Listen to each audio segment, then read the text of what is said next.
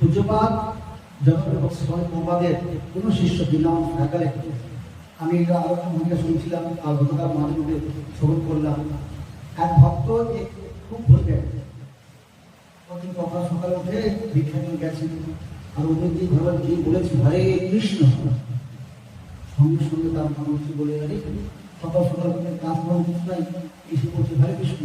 অগ্নি আগে কি করেছে, কিছু পাঁচ প্রথম বাড়িতে ওনার ওখান থেকে পাঁচ দিয়ে খাই অগ্নি দিয়ে দিয়েছে।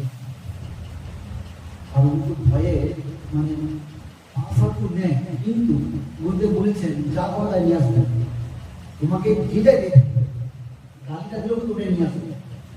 তাই ওই 5 বছর বলছে গুরুদেব আজকে ভিক্ষা এই কেন তখন ভিক্ষা ছিল না, বাসমাজে ওই তখন মাটির মানুষ বাসমাজ তো বলছে রেখে দাও, এটা বাসমাজে কাজে লাগবে। তো তাকে ভয়ে দাঁড়িয়ে না ওই পথে পড়ে যায়।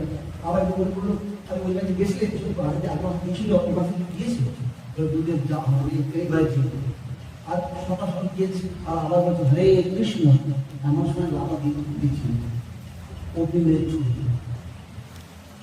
ডিম মেরেছি, আবার লাভা বলছি আমার নাম রাধা গান যে ঘরে ভাবছি না অগ্নি কিন্তু দুধের আজকে ভিক্ষা খুশি দিয়েছি। কি করেছে, যাও তুমি কি যমুনা জল ঘরে ধরে নিয়ে আসো, শুকিয়ে সরতে করো আর বাবার সঙ্গে ভিক্ষা আর যেই মাত্র ভিক্ষা চালিয়েছেন ওই দ্বীপ জ্বলছে, আর ওই ব্যক্তির হৃদয়ের কর্মসংগ্রহ আস্তে আস্তে ভগবান সেবাতে অর্পণ হচ্ছে।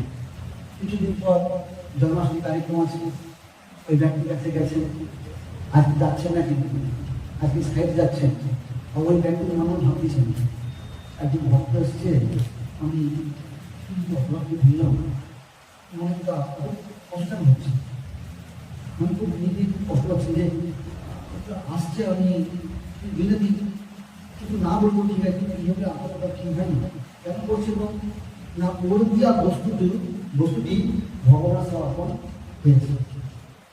এমন সময় যেই ভক্ত দেখেছেন ইনি বলছেন হরে কৃষ্ণ, উনি বলছেন প্রভু হরে কৃষ্ণ দাঁড়ান, হরে কৃষ্ণ দাঁড়ান, কি বলছে আর ইনি কি বলছে হরে কৃষ্ণ আজ না কিছু অনুমতি দেয় আর দরকার নেই আমার খাওয়া দিয়ে সাইড দিয়েছে আর দরকার উনি পালাচ্ছে, ও দৌড়াচ্ছে, ও দাঁড়ান প্রভু আপনি বলতে চাই বলতে সামনে জন্মাষ্টমী হয়েছে বেশ হয়েছে না, সামনে জন্মাষ্টমী তুমি ভিক্ষা দেবে বলছে আমাকে কত লোক খায়, বলছে অনেক লোক খায়, এই কত খরচা হয়, তখন অনেক খরচা দিয়ে বলছি কি এই বছরের খরচা সম্পূর্ণ আমি দেব।